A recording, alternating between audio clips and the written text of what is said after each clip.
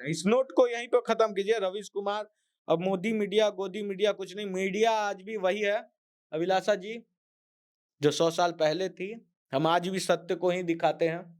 मानते हैं कुछ ऐसे हैं जो चंद सिक्कों के लिए वतन बेच देते हैं, लेकिन पत्रकार उनमें से नहीं होता।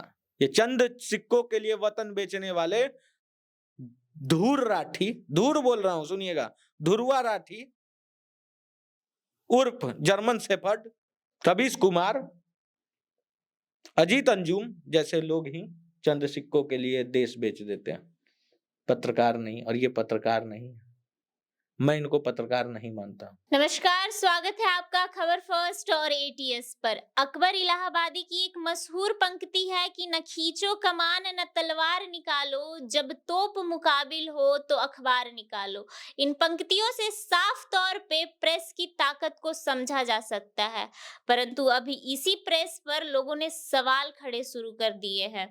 आजादी के समय से लेकर अब तक प्रेस की बहुत बड़ी भूमिका रही है पूरे भारतवर्ष में। आजादी के जंग के दौरान तो क्रांतिकारियों का हथियार माना जाता था प्रेस, लेकिन इसी प्रेस पर अब लोगों ने सवाल खड़े करने शुरू कर दिए हैं। हमारे साथ बहुत ही वरिष्ठ पत्रकार आशुतोष पांडे जुड़े हुए हैं। इनसे हम जानने की कोशिश करेंगे कि आखिर क्यों अब पत्रकारिता को चाटुकारिता का नाम दे दिया जा रहा है, मीडिया को गोदी मीडिया कहा जा रहा है। इसके पीछे क्या कारण है कि भारत के लोकतंत्र के चौथे स्तंभ को अपमानित किया जा रहा है? सर, सबसे पहली बात ये आपके तमाम दर्शकों को मेरी तरफ से प्रणाम। सवाल देखिए, आपके इस सवाल में 3 सवाल है। अब मैं समझता हूं एक एक करके जवाब देना उचित होगा। सबसे पहली बात कि चाटुकारिता वर्ड जो है वो महत्वाकांक्षाएं जब से पत्रकारिता में बढ़ने लगी, जब से पत्रकार पेन पेपर छोड़कर कोट पैंट पहनकर पत्रकारिता करने लगे उस एसी रूम में, खास करके मैं दिल्ली मीडिया को बोलूंगा, तब से पत्रकारिता में ये दौर देखने को मिला। दूसरा, गोदी मीडिया, जिसको आमतौर पर लोग समझते हैं कि ये मोदी, प्रधानमंत्री मोदी की मीडिया है। तो मेरा सवाल उनसे है कि ये गोदी मीडिया कहने वाले कौन है? सबसे पहली बार गोदी मीडिया वर्ड का प्रयोग रवीश कुमार जी करते हैं।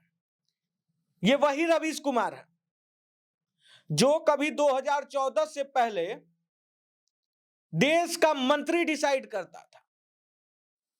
ये वही एनडीटीवी का वरिष्ठ पत्रकार है जिस एनडीटीवी का कनक्लेव प्रधानमंत्री आवास पे हुआ करता था।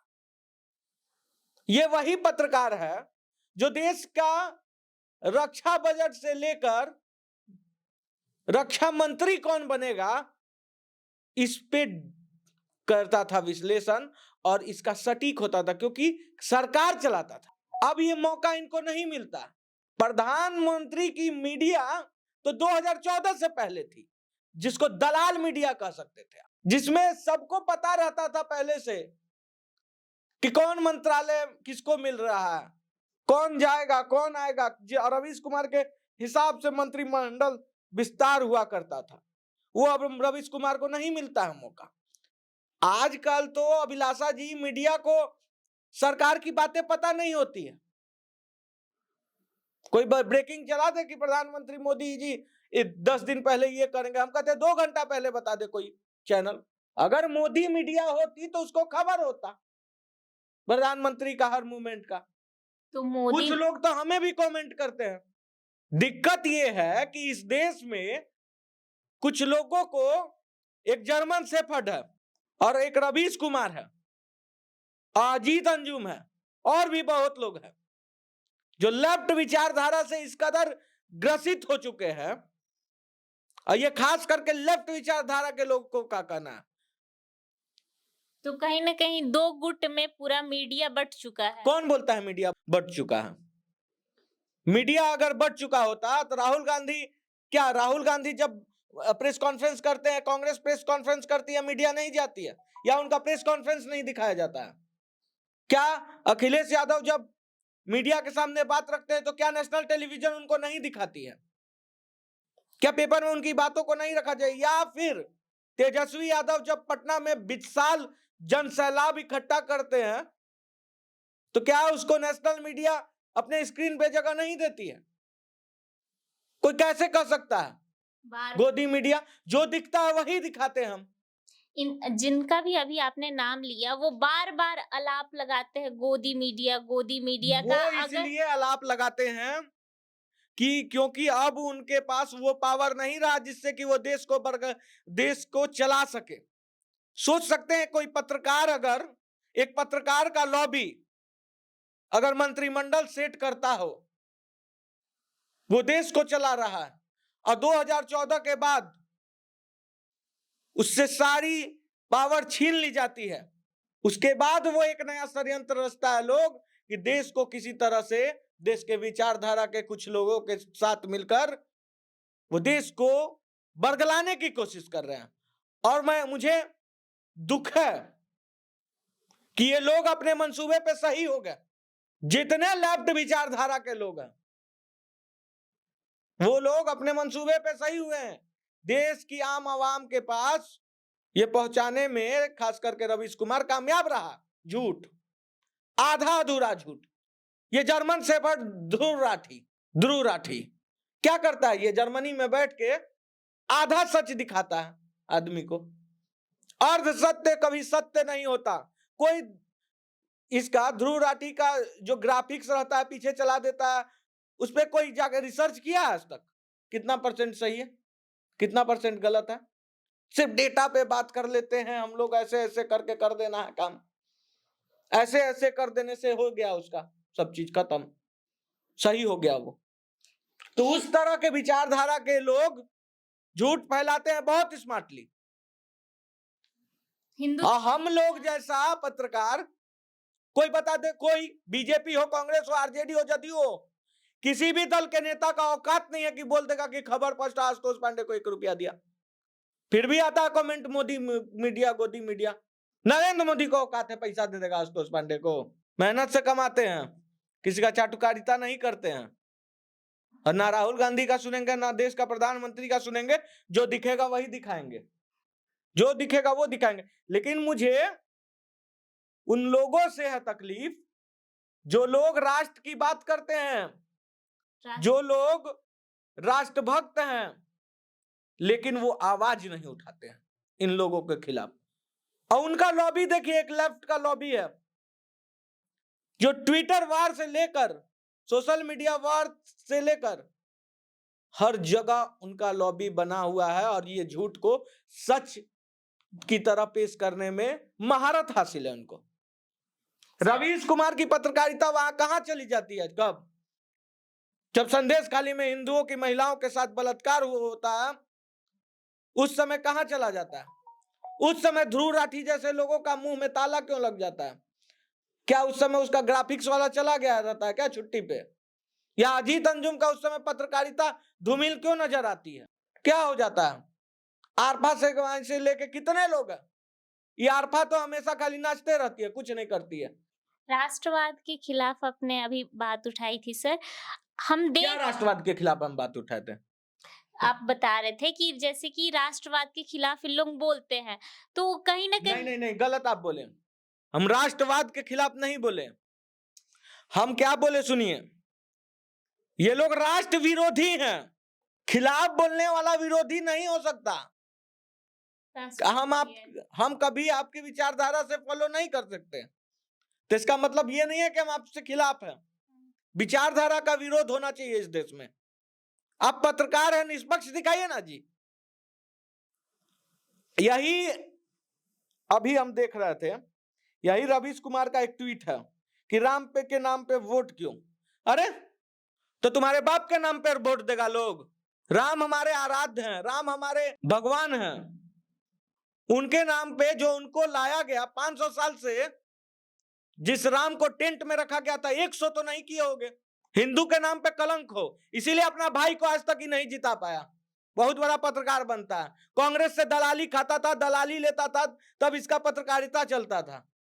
आजकल सब चीज बंद हो गया। आजकल तो देख रहे हैं कि सभी कहाँ जा रहे हैं, ईडी सीबीआई के पास जा रहा है। लग रहा है रवीश कुमार को डर कि मेरा भाई भी ना चला जाए, मेरे पे भी ना छापा मार दिया जाए।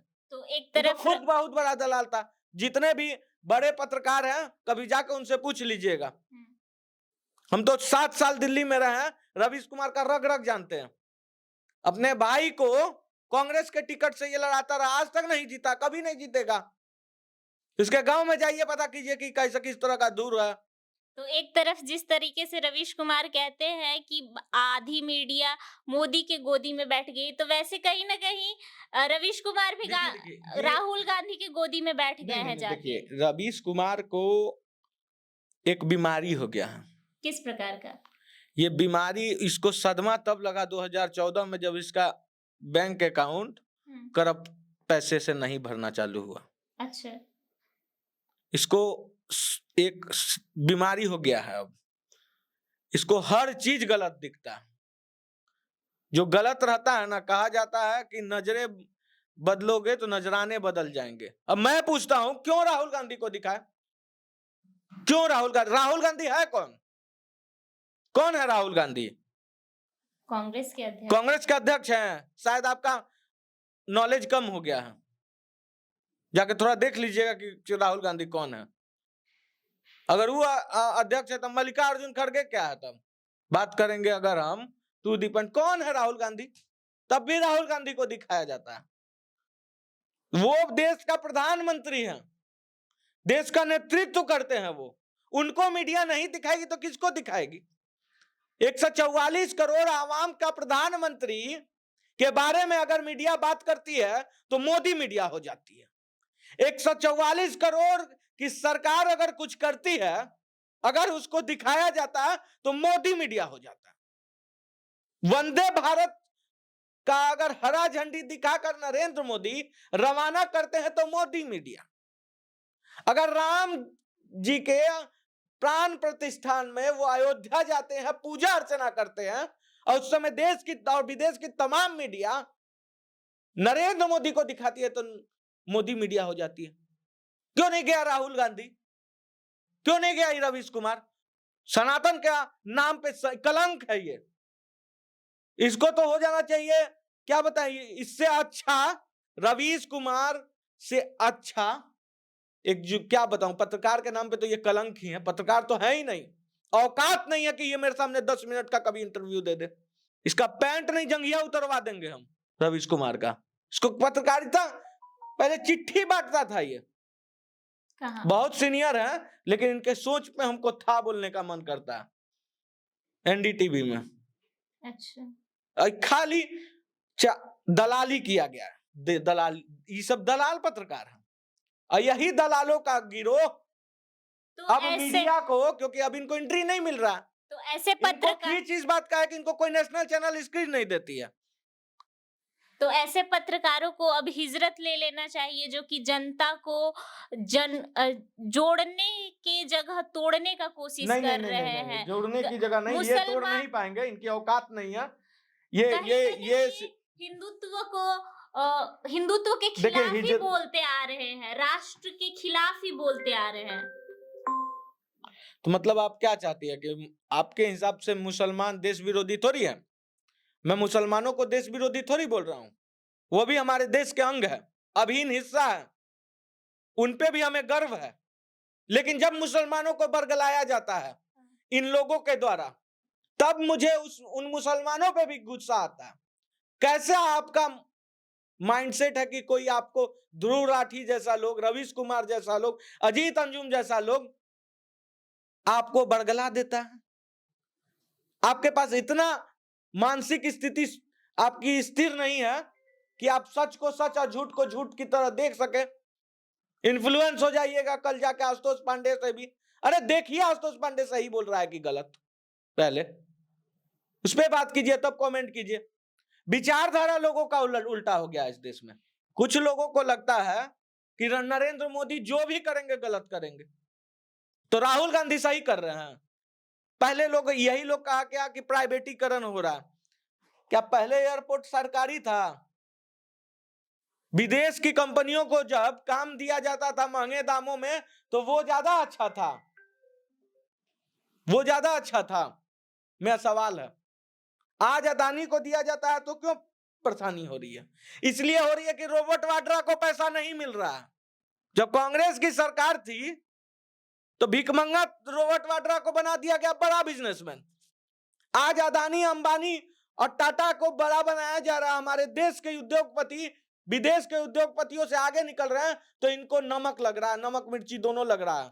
क्योंकि अब नहीं ना कहेंगे, क्योंकि इन लोगों का विचार था। अरे विचार मतलब जो सरकार ही चला रही है वही इटली के एंटीनियो माइनो है, वो कहां से इंडिया के बारे में अच्छा सोचेगी? और उसका चेला चपटिया ये रवीश कुमार जैसा। फिर से एक बार मोदी सरकार आ रही है, सही कर रहे हैं, इसलिए हम राम के नाम पे वोट देंगे। राम हमारे आराध्य हैं, हम उनके नाम पे वोट देंगे। लेकिन इसका मतलब ये नहीं कि तुम देश को रवीश कुमार बांटने में सफल हो जाओगे। तुम्हारी पत्रकारिता पे मुझे थूक आती है उस वक्त जब तुम संदेश खाली में महिलाओं का आबरू लूटा जा रहा था, उस समय तुम चुप थे और कहते हैं कि संविधान खतरे में। संविधान खतरे में। संविधान इसको आता है, पता है संविधान क्या होता है? सारे संविधान है कि तुम झूठ बोल रहे हो और अभी तक रुके हुए हो। नरेंद्र मोदी तो बहुत कम है। हम अगर देश के प्रधानमंत्री रहते ना तो तुमको रोड पे घसीट के मारते।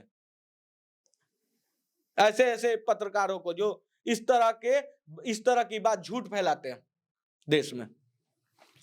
मुझे आता है कमेंट, अरे ओपिनियन पोल जब दिखाया गया और दिखाया कि बहुमत में आ रही है एनडीए, तो कुछ लेफ्ट विचारधारा के लोग कहते हैं ओपिनियन पोल में कि झूठ।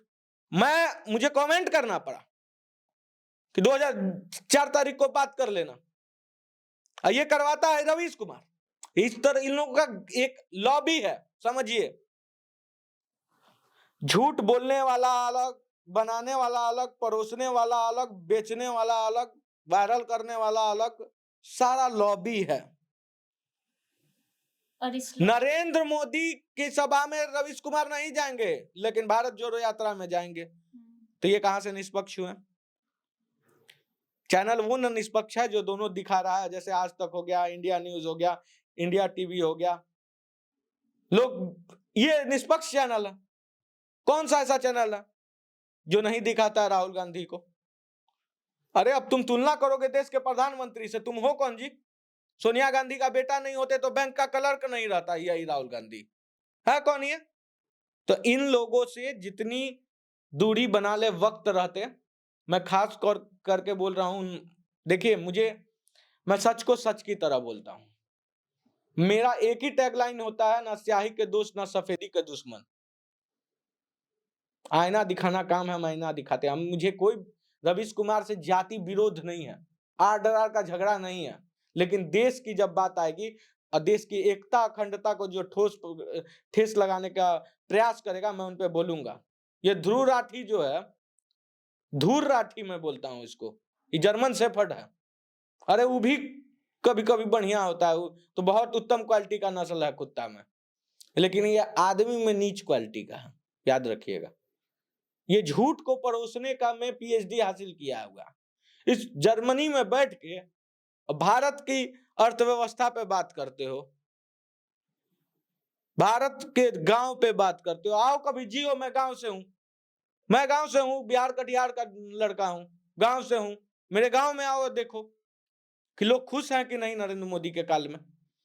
मैं जाऊंगा बिहार में हूं और मैं घूम रहा हूं, लोग खुश हैं, तब ना वोट दे रहे हैं। ईवीएम पे ही सब सवाल उठाता है। मैं कहता हूं रवीश कुमार को, ध्रुव राठी को कि जर्मनी से भी किसी इंजीनियर को बुलाओ, औकात है तो ईवीएम में हैक करके दिखवाओ। उस दिन से मैं ये माइक छोड़ दूंगा, सरकार की बात हटाओ। ईवीएम को कोई हैक ही नहीं कर सकता है सर। और जितना लेयर पे इन लोगों को पता ही नहीं है कि एक चुनाव स्टार्ट होने से पहले 4-5 लेयर से ईवीएम को चेक किया जाता है। कौन सी पार्टी का कैंडिडेट नहीं रहता वहां पे, एजेंट नहीं रहता, सबके सामने सब टेस्ट करता है, उसके बाद ईवीएम चलता है। सवाल उठाते हो इन लोगों से, आप सवाल पूछ रही हैं अभिलाषा जी, इन पे तो इनको बाइकआउट करना चाहिए, कभी पूछना ही नहीं चाहिए हमसे सवाल। इतने बड़े पत्रकार नहीं है कि मैं इन लोगों का जवाब दूं। सर, मैं इनसे बड़ा पत्रकार आपको समझता हूं, रवीश कुमार से बड़ा। बड़ा वो नहीं होता कि जिसके नाम बड़े होते हैं, बड़ा वो होता है जिनके विचार बड़े होते हैं। सर, रवीश कुमार का आप जिक्र कर रहे थे। रवीश कुमार एक तरफ 2018 में ये कहते हुए नजर आते हैं कि प्रधानमंत्री बोलते नहीं है अयोध्या पे, राम मंदिर पे, फिर 2024 पे अगर राम मंदिर पे बोलते हैं, भाषण देते हैं, तो बोलते हैं कि कोई धर्म गुरु क्यों नहीं बोल रहा है। और वहीं G20 की बात करें तो G20 में वसुदेव कुटुंबकम पे भी सवाल उठाते हैं कि ये थीम क्यों रखा गया। तो ये राष्ट्रवाद को जिस तरीके से तोड़ने की कोशिश कर रहे हैं, अखंड भारत को खंड-खंड करने की कोशिश कर रहे हैं, इस पे कुछ प्रकाश डालिए। देखिए, सबसे पहली बात है कि हमारे आपसी प्रेम भाव को कोई तोड़ नहीं पाएगा। और रही दूसरी बात, तो मैं पहले ही बता चुका हूं कि हिंदू रवीश मुस्लिम रवीश तो कर कुमार रहे जो हैं है ना। बीमार है, मानसिक रूप से वो बीमार है। तो रवीश कुमार को इलाज कराना चाहिए जाके। पत्रकारिता की परिभाषा मतलब पत्रकार वो स्वतंत्रता। है ही नहीं, उनसे पत्रकारिता नहीं, पत्रकारिता अभिलाषा जी त्याग की चीज होती है। रवीश कुमार एसी में बैठ के कथा वाचते हैं, उनकी बीबी लिखती है। रवीश कुमार का अपना लिखा हुआ भी नहीं होता है, मैं आपको बता दूं। उनकी वाइफ का लिखा हुआ वो बोलते हैं, वो शख्स बोलता है। उसको औकात नहीं है कि खुद से वो कुछ लिख पाए और बोल पाए। वो क्या बताएगा देश को?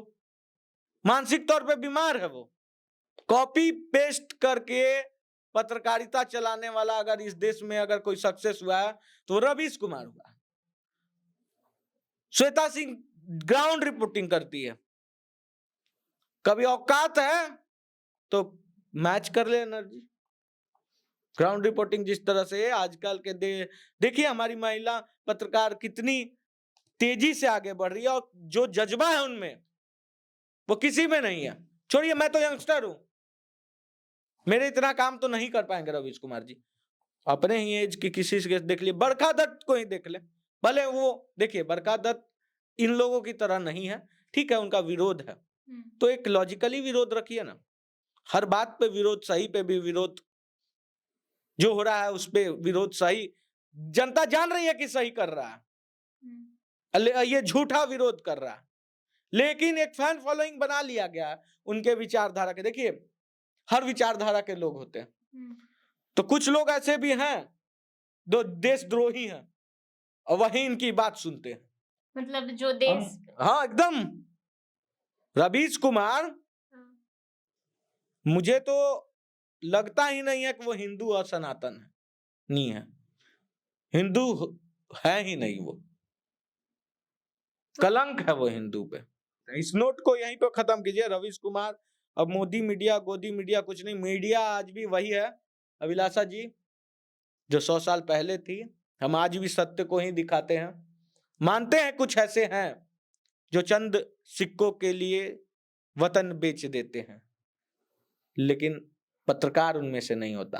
ये चंद सिक्कों के लिए वतन बेचने वाले धूर राठी, धूर बोल रहा हूं सुनिएगा, धुरवा राठी उर्फ जर्मन शेफर्ड, रवीश कुमार, अजीत अंजुम जैसे लोग ही चंद सिक्कों के लिए देश बेच देते हैं, पत्रकार नहीं। और ये पत्रकार नहीं है, मैं इनको पत्रकार नहीं मानता। ये तो थी सर की राय। आपकी क्या राय है कमेंट बॉक्स में जरूर व्यक्त करें। ऐसे ही तमाम खबरों के लिए खबर फर्स्ट और ATS देखते रहे। चैनल को लाइक, सब्सक्राइब और शेयर करें।